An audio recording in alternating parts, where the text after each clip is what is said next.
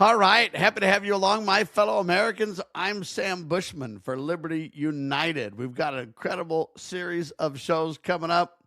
Myself, Jacob Oakes, Mark Skousen, just a bunch of great people, topics, guests, the whole list just continues to absolutely go through the stratosphere when it comes to Liberty United. They do a phenomenal job. I'm grateful to be on the board, part of the team, and one of the hosts of the Liberty United broadcast. UnitingLiberty.com is the website if you want to join us. Would love to have your financial and moral and activated support, ladies and gentlemen. We need active Americans, moral leaders who stand tall for the sacred cause of liberty. It is about the Constitution. It is about principle over politics. It's about people, right? People doing what's right. See, that's what the founders understood and really highlighted, that, you know what? It's religion and morality, the two great pillars. And without that, America just can't stand. Okay, America was built for a religious and a moral people. So I've chosen a specific topic to discuss with you today. America must learn to end wars responsibly.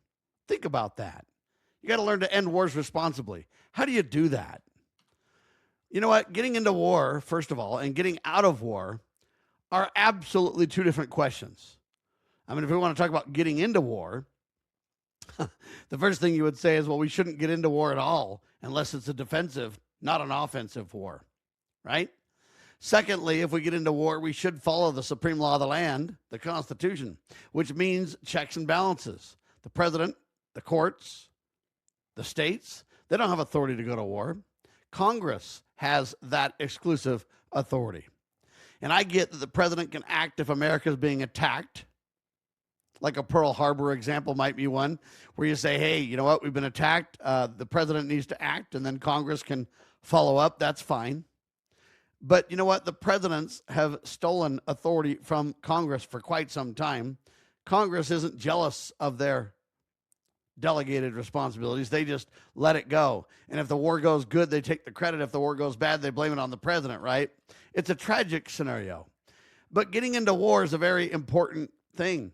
We need to realize if we're going to get into a war, we should have Congress define. If you say, well, Sam, it doesn't really justify a full war, great. There's mark and reprisal. There's other options short of going to war. But either way, Congress is responsible for the funding and for the actual execution of the parameters. Listen carefully to me, of the parameters of going to war. You know what? We're going to go to war. Here's the funding. Here's the objectives. Here's the goals. Here's when we get out, right? And the framework is set by Congress and funded by Congress. And then the executor is the president, the commander-in-chief. But see, he needs to execute with the guidelines given to him by Congress. Why is Congress selected for this responsibility? Because the founders understood that the more people that were involved, the greater the discussion, the greater the debate, the greater hesitancy there would be in going to war.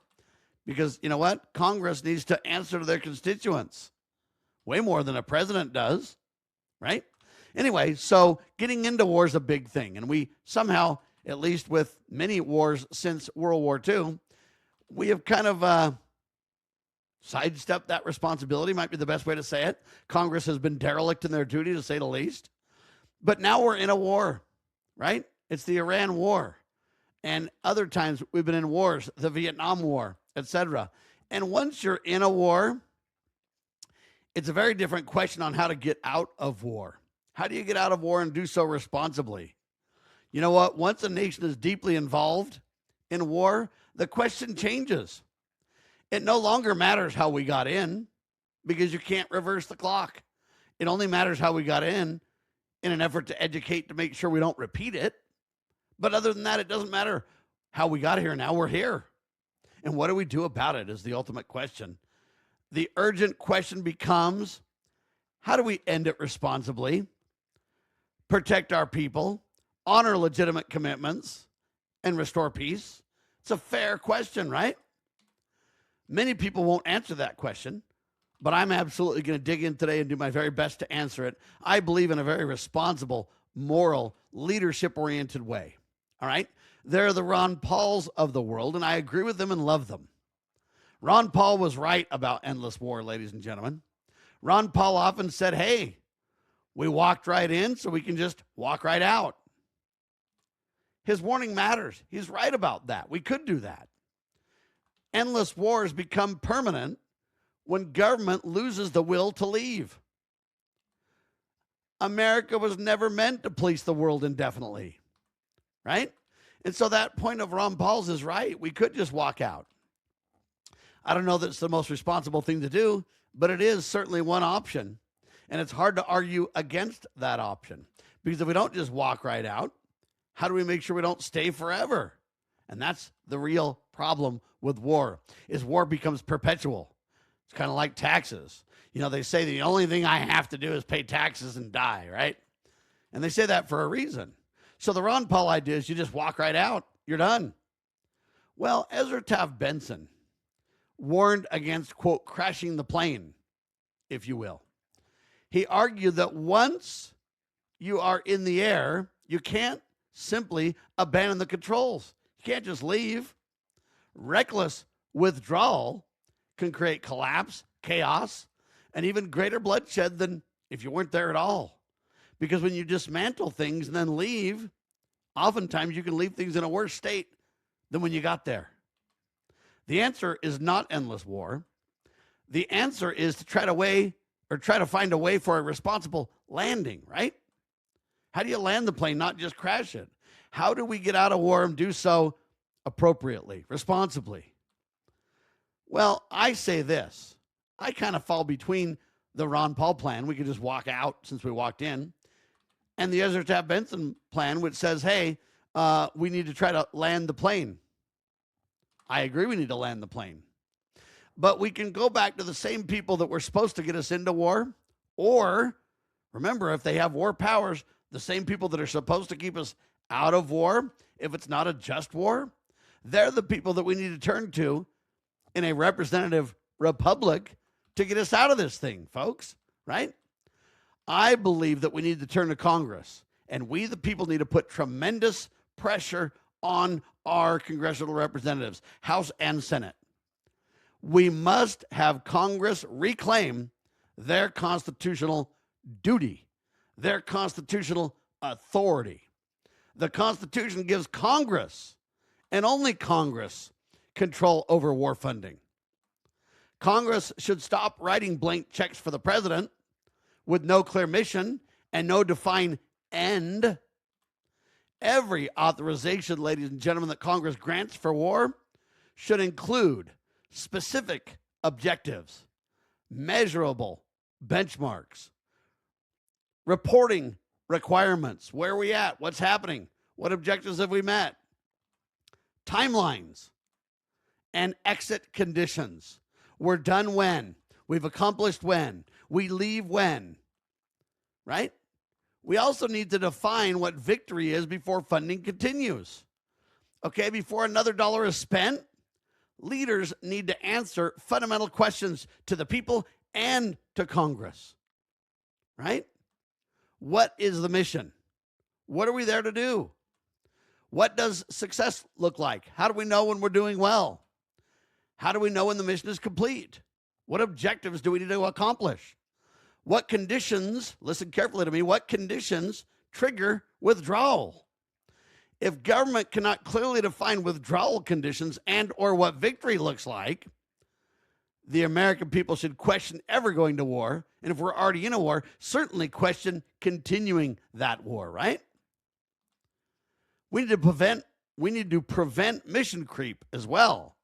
Vietnam, Iraq, Afghanistan. Well, we've got expanding goals, shifting justifications. We're seeing that with the Iran war right now. Undefined limited missions, ladies and gentlemen, become nation-building projects. What you do is you limit the mission, you get out, and then you nation build. Just as bad as war. We don't have the money for it. Congress should narrowly define the objectives, and they should refuse permanent escalation in a war without public debate and without formal approval. These are fundamental realities that the Constitution, I submit to you, would demand. 7, we need to require periodic authorization. Okay? You shouldn't just have this carte blanche. We're going to be able to go to war and, hey, we got authorized 100 years ago, but we're going to keep at it. Well, don't worry, we're at wartime. No. Require periodic authorization. That's why the founding fathers in the Constitution said we shouldn't even have a standing army for more than 2 years. Now, I know we violate that till the cows come home, but in reality, it was never intended that we're just always at a perpetual war. Congress should be forced to reauthorize. That's their congressional responsibility, and it's what we, the people, should demand. War powers should expire automatically unless Congress publicly renews them. No permanent wars through political inertia, folks. No. Because, see, forced debate creates accountability and keeps the American people informed. That's critical, folks. Never leave a dangerous power vacuum is another one of the points that I would make. History shows that, quote, reckless withdrawal can create openings for terrorists, militias, cartels, hostile regimes. A real exit strategy, folks, must answer who maintains stability when we leave, who protects civilians, who assumes regional responsibility afterwards, right? Leave now. That alone is not a strategy, folks. Not at all. Okay? We need to restore diplomacy as our primary goal. Military force should support diplomacy, not replace it permanently. America should aggressively pursue ceasefires. Donald Trump's been trying on those, and I commend him for it. I hope we have more of them. Negotiations. I agree we need to negotiate. We should have done a whole lot more negotiating before the war started, like going to Congress, getting permission, using the checks and balances, making sure the American people understood the objectives and the goals and the answer all those questions I brought up satisfactorily, right? We need to pursue regional partnerships in some cases. We need to work on trade. That can be a great way to make a difference. We need peaceful relations whenever possible. That goes without saying, right? By the way, talking to adversaries is not weakness. Some of the war hawks would say, oh, if you talk to them, it just displays weakness. No, it doesn't. Not even close to true. Many wars ultimately end at the negotiation table after all anyway, right? You have a big old war and it's the negotiating table that finally says, okay already. Well, we could do the negotiations before the war, before the devastation, before the destruction, before the incredible expenditures, before our men and women, our sons and daughters are in harm's way and die. Right? The American people must demand accountability, ladies and gentlemen. Politicians rarely end wars without public pressure. Think of Vietnam as the quintessential modern-day example. Citizens must clearly demand open debate, constitutional oversight, honest reporting, defined objectives, a responsible path home. Silence from the people, folks, ends up becoming permission for endless conflict. All right? Now listen to me carefully. And this is where I believe we have really failed. Really failed. Care for veterans must be part of any exit plan. I'm going to repeat this because it's so important. Care for veterans must be part of any exit plan. America has a moral obligation to those sent into combat. Ending a war responsibly also means caring for wounded veterans, addressing trauma, supporting families, and honoring long-term sacrifices. The cost of war does not end when troops come home, folks. Not at all.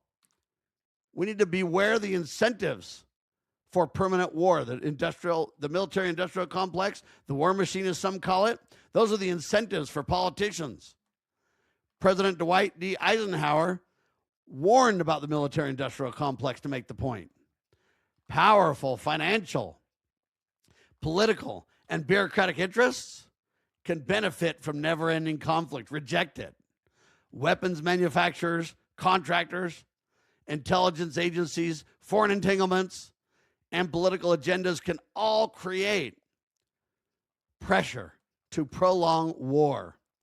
A nation constantly preparing for war can slowly become dependent on war if we're not careful, folks.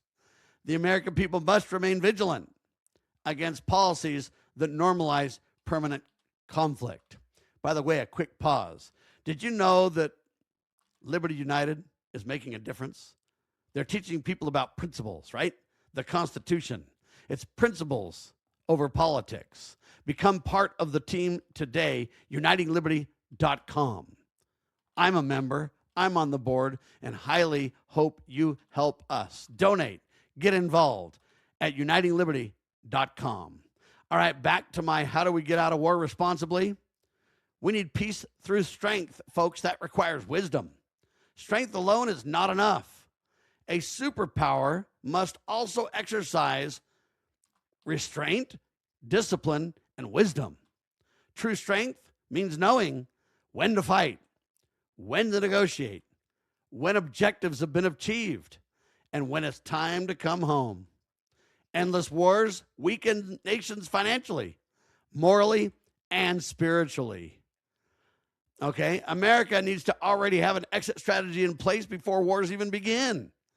Every military engagement should begin with an exit strategy already in place. And that goes along with having Congress define the objectives. How do we know when we're done? How do we know when it's time to come home? All that is what Congress is supposed to debate, work through, negotiate, settle, get squared away, and then hand the mission to the president. Okay? We need to ask hard questions. Leaders need to really ask those hard questions before our sons and daughters are put into harm's way, right? What are the achievable objectives? What are the limits? What's the timeline? What conditions should end our involvement? Wars without exit plans often become generational conflicts with no clear victory in sight. The goal is peace, liberty, and self-government, ladies and gentlemen. America's founders did not envision a nation trapped in permanent foreign wars. But my whole lifetime, for the most part, we've been at war. We're in over 130 nations, militarily speaking, right now. Gas prices are through the roof. We're starting to pay through the nose because of endless wars. The purpose of military power, ladies and gentlemen, is national defense and sovereignty. The preservation of liberty should be the core of that purpose. The goal should never be endless occupation or global management of others. A free people must insist that wars end responsibly, constitutionally, and as quickly as prudence may allow. Final thought, folks, on this topic. America must avoid two dangerous extremes: reckless abandonment and endless war. One crashes the plane, the other one refuses to land the plane. Wisdom requires something harder. Morality requires something harder. Defining objectives honestly requires something harder. Maintaining constitutional accountability requires something harder. Protecting American lives should be the ultimate focus. Pursuing peace should be the top agenda. After all, we follow the Prince of Peace, don't we? Bringing conflicts to a responsible conclusion can happen. But the American people must demand leaders who not only know how to wage war when necessary, but know how to honorably end it as well. And most importantly, whenever possible, how to never be the ones to start war in the first place. I'm Sam Bushman for Liberty United. UnitingLiberty.com. Get involved today. And God save the Republic of the United States of America.